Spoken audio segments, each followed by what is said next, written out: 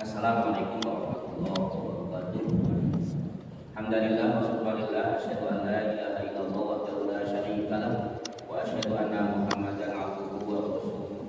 Allahumma shalli wa sallim wa barik ala Muhammadin wa ala alihi wa ashabihi ajma'in, amma ba'd. Ma'asyiral muslimin rahimakumullah, jamaah yang dirahmati Allah, pengajian majelis tabligh pimpinan daerah Muhammadiyah Bogor yang semua semoga senantiasa dirahmati Allah Subhanahu wa taala. Bersyukur kehadirat Allah atas semua nikmat yang Allah berikan pada kita. Salawat dan salam mudah-mudahan berlimpah pada Nabi kita, Nabi Agung Nabi Muhammad sallallahu alaihi wasallam, juga para keluarga dan sahabatnya serta orang-orang yang hadirin yang dirahmati Allah. Pagi ini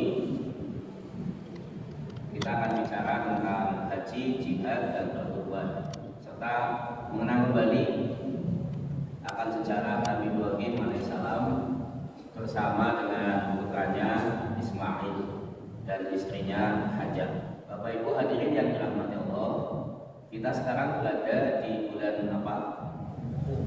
Bulan Dzulqa'dah. Bulan Dzulqa'dah itu artinya qa'ada yaqudu, duduk. Dzulqa'dah artinya bulan yang mempunyai duduk gitu ya. Kalau bulan Dzulhijjah bulan yang mempunyai haji. Kalau Syawal meningkat karena sebelumnya kita puasa Ramadan. Ramadan artinya panas terik matahari yang amat sangat. Jadi orang Arab memberikan nama-nama bulan itu sejak dulu ya, termasuk sejak zamannya Nabi Ibrahim alaihissalam. Itu berkaitan dengan peristiwa-peristiwa, termasuk berkaitan dengan ibadah.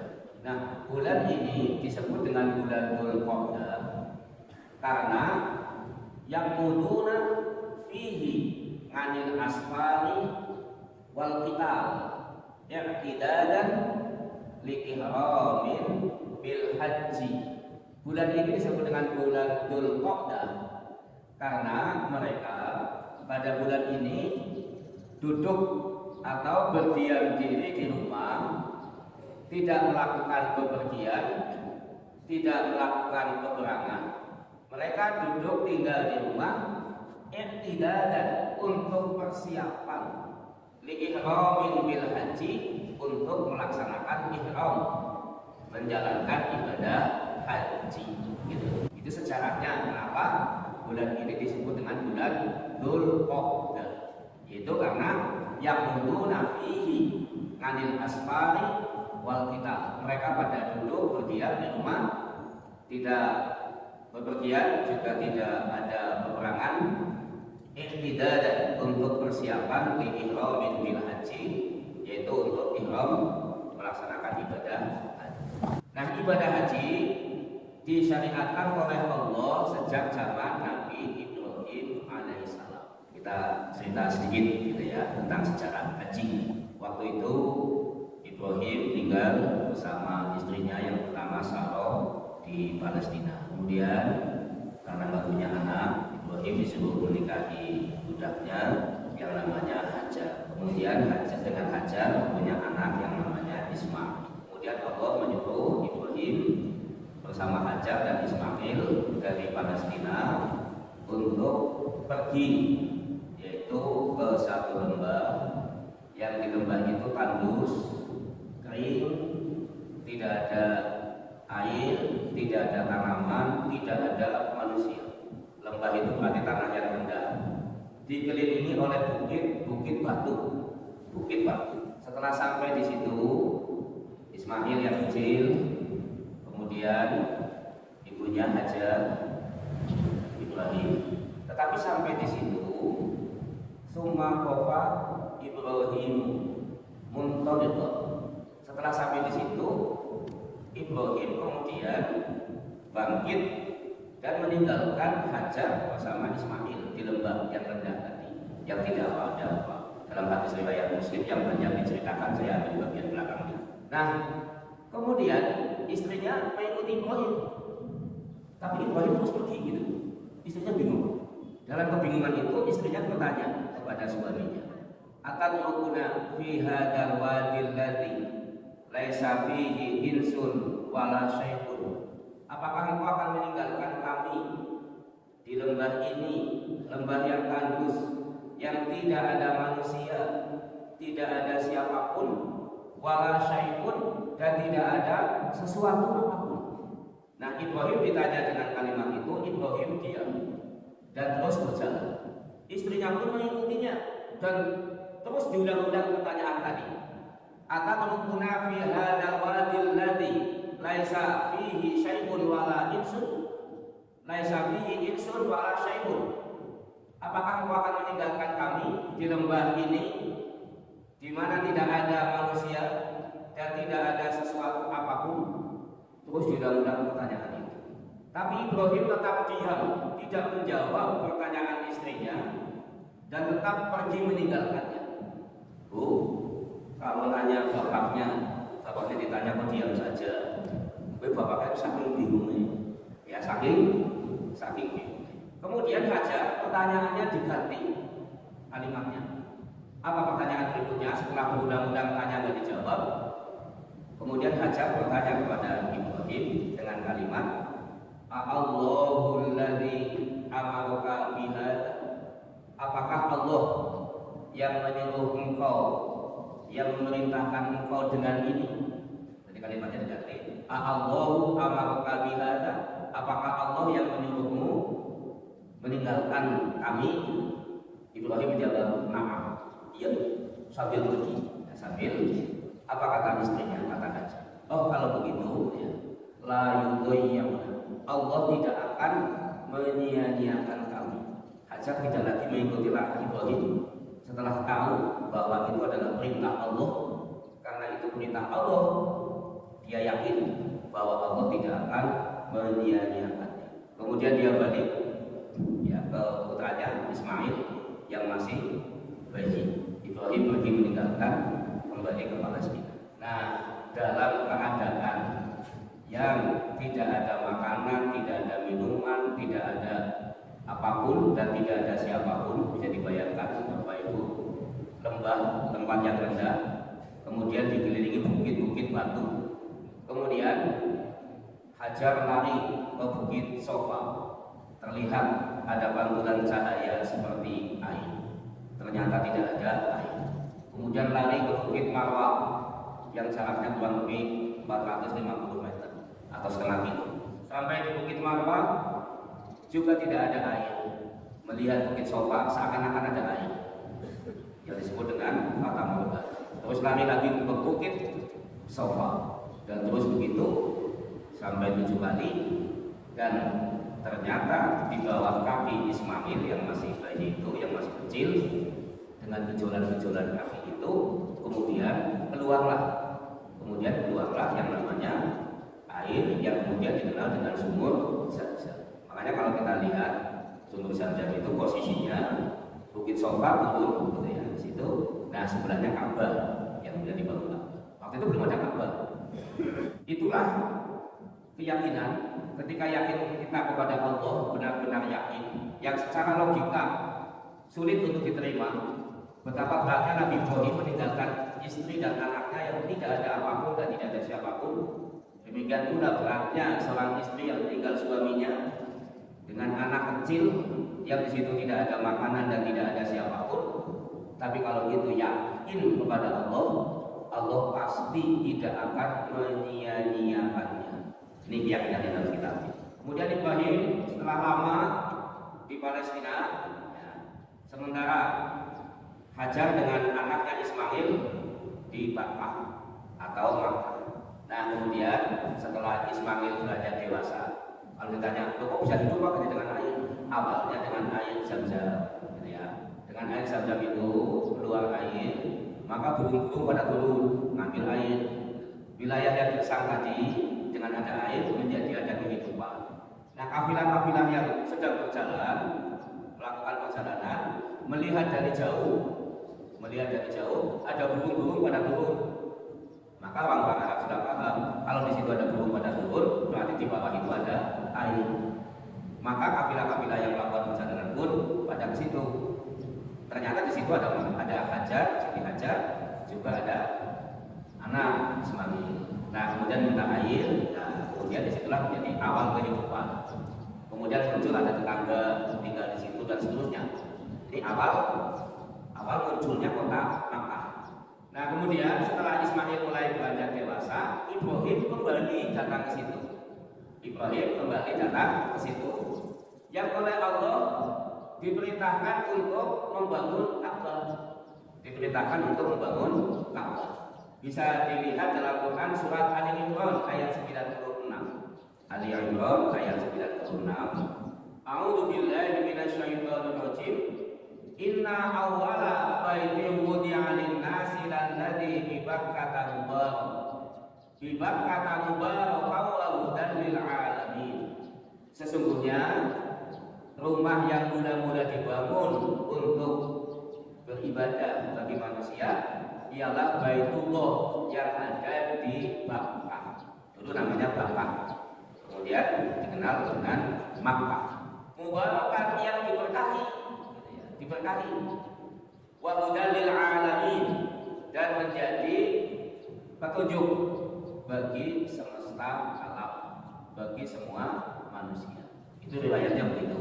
Nah, setelah itu dibangunlah Ka'bah. Makanya ada Maqam Ibrahim, ada Hijr Ismail. Hijr Ismail itu artinya kamarnya Ismail. Maqam Ibrahim itu artinya tempat berdirinya Nabi Ibrahim. Jadi maqam itu bukan kuburan, tapi tempat berdirinya Nabi Ibrahim. Setelah itu Ibrahim pun berdoa, disebutkan dalam Quran surat Al-Baqarah ayat 127. A'udzu billahi minasyaitonir rajim. Wa idh yarfa'u Ibrahimul qawa'ida minal baiti wa Ismailu rabbana taqabbal minna. Dan ingatlah ketika Ibrahim berdoa dengan meninggikan dasar-dasar dari Baitullah bersama dengan putranya Ismail, kemudian berdoa, Rabbana taqabbal minna. Rabbana, Tuhan kami, Rabb kami, terimalah ibadah kami.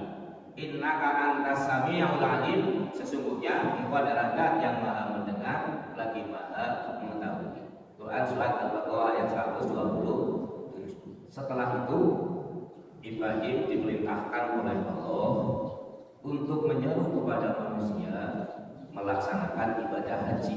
Ibrahim bertanya kepada Allah, bagaimana kami menyeru kepada manusia, surah kami tidak akan sampai. Coba bayangin ya, lembah yang rendah, pinggirnya pegunungan, belum ada orang. Bagaimana menyerunya, surah kami tidak akan sampai kepada manusia. Jadi tetangganya masih tampak, gitu ya, ada biasa sedikit. Kemudian Allah yang menjelaskannya. Maka Allah yang akan menyampaikan suara kamu kepada manusia. Kemudian Ibrahim naik ke Jabal Qubais, pegunungan yang setelah Sofa. Dari Ka'bah di lembah ada Sumur Zam-Zam, naik sedikit ada Bukit Sofa. Nah, setelah Bukit Sofa ada Jabal Qubais, pegunungan batu yang lebih tinggi. Ibrahim naik ke sana dan menyeru untuk melaksanakan ibadah haji. Jadi kalau kita melihat kisah-kisah ini, logika kita jadi kayak di antara iman dan logika. Tadi mengenai Sumur Zam-Zam, logikanya kan susah. Dari dulu nggak ada air yang keluar dari situ, tapi Allah menyuruhnya Ibrahim dengan istri dan anaknya ke situ.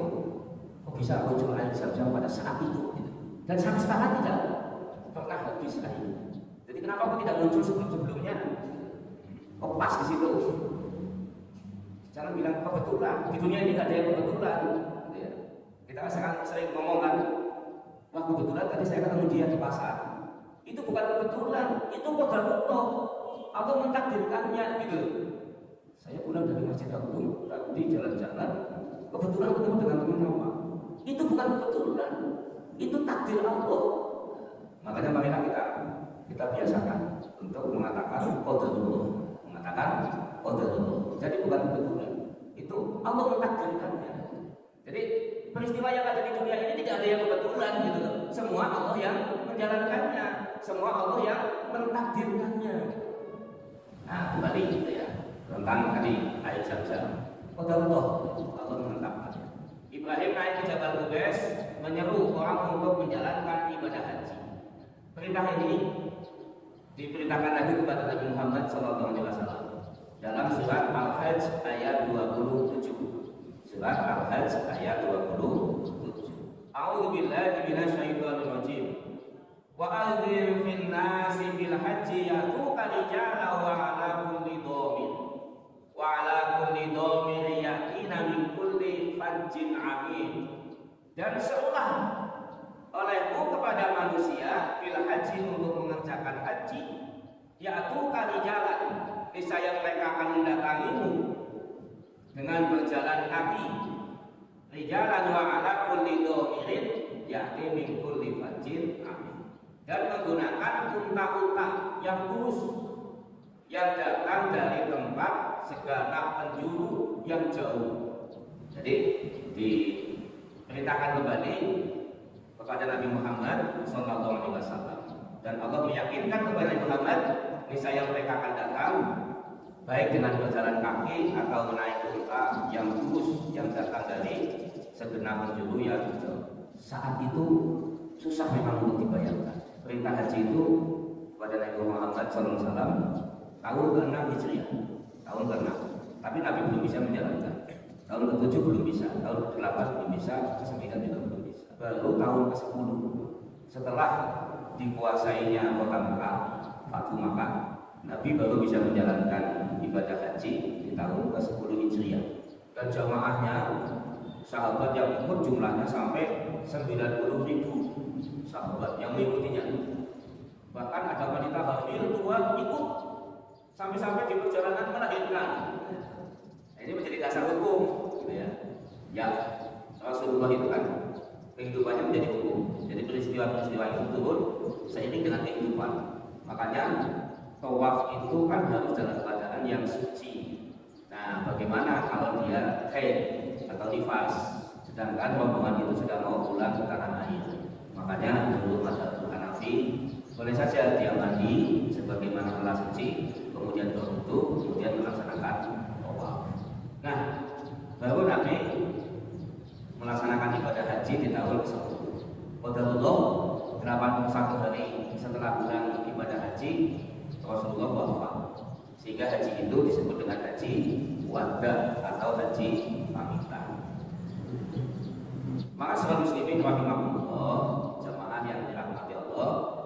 Jadi kalau bicara haji, ini rujukan awalnya adalah dimulai sejak zaman Nabi Ibrahim alaihissalam. Yang peristiwa itu tidak lepas dari peristiwa-peristiwa yang berkaitan dengan keluarga Ibrahim. Jadi aktor utamanya 3, Nabi Ibrahim, kemudian Nabi Ismail, dan ibunya yaitu Siti Hajar. Di situ. Nah, dalam peristiwa haji ini tanggal 8 gitu ya, yang disebut dengan hari Tarwiyah, maka pergi ke Mina. Kemudian tanggal 9 ke Padang Arafah. Nah, kalau kita merujuk peristiwa Nabi Ibrahim gitu ya, tanggal 8 Nabi Ibrahim diperintahkan untuk menyembelih putranya Ismail. Tapi Ibrahim tidak langsung melaksanakannya. Kalau tanya ke ibu, istri, ya ini jawabannya apa? Bu, saya disuruh untuk menyembelih anak laki-laki kita. Apa jawaban ibu? Ya jangan gitu kan, nangis. Makanya setan menggoda, membisiki. Ya itu menjadi sejarah adanya lewat jumroh. Kemudian tanggal 9 ya, Dzulhijjah disebut dengan hari Arafah. Kata Arafah itu artinya mengetahui tempat padangnya disebut padang Arafah. Yang tanggal 8 masih ada semacam keraguan gitu ya. Nah, tanggal 9 ada ketetapan mengetahui bahwa itu adalah perintah Allah. Arafah mengetahui. Maka Ibrahim bertanya kepada anaknya yang sudah mulai beranjak dewasa, ya bunayya, wahai anakku, ini ara fil manami al-baqta fantur ma'alaka. Wahai anakku, sesungguhnya aku melihat dalam tidurku bahwa aku menyembelih aku. Ismail menjawab, ya abati fa'al ma tu'mal satajiduni insyaallahu minas sabirin. Wahai ayah, laksanakan apa yang telah diperintahkan kepada ayah. Insya Allah ayah akan menjumpai aku sebagai orang yang sabar. Jadi semua mengerti, semua mengetahui, ngarif padanya Arafah, dan hari itu disebut sebagai hari Arafah. Semua tunduk, keluarga itu tunduk, patuh, menerima perintah dari Allah. Sekalipun perintah itu berat. Berat bagi ayah, berat bagi ibu, juga berat bagi anak. Doa anak bertanya, saya disuruh yang pada kamu. Negosiasi kita kau nih, nah bapak kan, itu tiba-tiba kau nih playboy. Saya jawab, ya bapak kan sampai di situ gitu. Nih, luar biasa sekali ya, ketaatan, ketundukan seorang hamba kepada Allah yang sudah tidak berpikir lagi dengan akal gitu loh, tapi semua diterima dengan iman, dengan tunduk patuh. Gitu. Jadi kita kadang-kadang ya melaksanakan sesuatu sih mikir-mikir gitu loh. Sholat aja kadang-kadang masih mikir gitu loh. Maksudnya masih malas sih ya. Kalau kau buat juga ya masih abot gitu. Ya kalau nggak punya sih ya bukan ada punya. Tapi kalau punya gitu, kita kadang-kadang sih ya eman-eman gitu ya. Padahal itu kita yakin bahwa itu adalah perintah. Maka selalu muslimin rahimahullah. Nah kalau cerita ini bisa sebulan rampung gitu ya. Tapi intinya itu. Jadi bicara haji adalah bicara keluarga Nabi Ibrahim alaihissalam. Kemudian syariat ini terus berjalan. Termasuk sebelum Nabi Muhammad SAW diutus dari Nabi, ya ada ibadah haji turunan dari Nabi Ibrahim. Cuma di wilayah Ka'bah sudah banyak penyimpangan tauhid, makanya disebut dengan zaman jahiliyah. Kemarin sebelum Ramadan saya ditugasi oleh Muhammadiyah untuk membimbing umroh. Informasi ini ya. Alhamdulillah Muhammadiyah sudah punya biro umroh yang namanya PT Samtul. Saya termasuk pengurus dalamnya. Beberapa kali saya buka, itu belum pernah ke Taif. Nah, ini cerita sedikit. Nah, kemarin kita jalan-jalan ke Taif. Nah, ternyata Taif ini memiliki riwayat. Yang pertama itu ada yang namanya pasar bebas. Jadi dulu orang kalau mau melaksanakan ibadah haji, persimpangan jalan ketemu di Taif. Jadi pada ngumpul.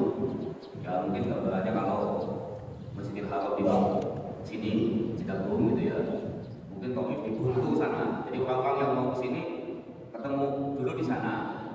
Nah karena bertemunya kabilah-kabilah dari berbagai daerah di Taif, menjadi ada semacam perdagangan, pertukaran barang, tukar-menukar barang, menjadi pusat keramaian orang pada datang, sehingga disebut dengan pasar itu dikenal dengan pasar Mubaz. Pasar Mubaz. Ini di bulan Dzulqa'dah, sebulan sebelum bulan haji. Nah, jamaah yang mau haji ini terus berjalan dari Taif ke Mekah. Rombongan jalan. Nah, pasarnya itu berjalan. Pasarnya ikut berjalan. Kerumunan pasar itu ikut berjalan. Nah, begitu bulan haji, pasarnya ini sudah sampai ke Mekah. Pasarnya sudah sampai ke Mekah. Nah, pasar itu hanya ada setahun sekali di bulan Dzulqa'dah. Jadi begitu bulan Dzulqa'dah, orang pada mau haji, kumpul lagi Taif gitu ya. Terjadi pertukaran untuk pasar ini bergeser setiap hari sampai bulan Dzulhijjah, pasar ini sampai di Mekah. Itu tentang Taif. Alhamdulillah kemarin saya berkunjung di sana. Ada riwayat dakwah Nabi di Taif gitu ya. Sebelum Nabi hijrah ke Madinah, setelah Nabi itu sedih ditinggal oleh istrinya Khadijah, juga meninggal pamannya Abu Thalib. Dalam kesedihan itu Nabi ingin dakwah keluar daerah. Di Mekah penduduknya belum ada 100, permusuhan semakin berat gitu. Akhirnya Nabi pergi ke Taif. Nah, Nabi pergi ke Taif itu tidak menceritakan kepada sahabat yang lain. Kenapa nggak menceritakannya? Karena Nabi tidak ingin merepotkan. Kalau menceritakan nanti sahabat yang lain pada ikut.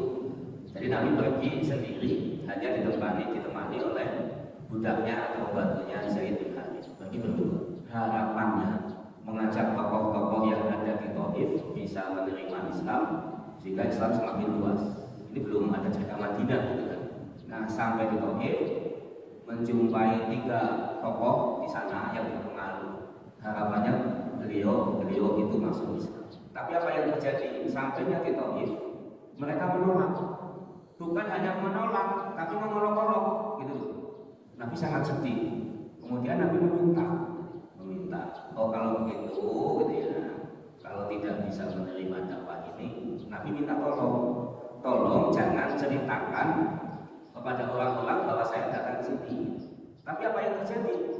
justru mereka malah menyebarkannya dengan menghina Nabi. Diceritakan kepada orang banyak, kemudian mereka menghina Nabi, bahkan kepada anak-anak kecil supaya menghinakan Nabi. Sehingga Nabi itu disoraki, tidak hanya disoraki, tetapi juga dilempari dengan batu. Nah, Zaid bin Harithah yang menjadi tameng Nabi, maka berlumuran darah. Bahkan Nabi juga kakinya berlumuran darah sampai obat. Ini dakwah ya, memang berat. Kemudian Nabi pulang.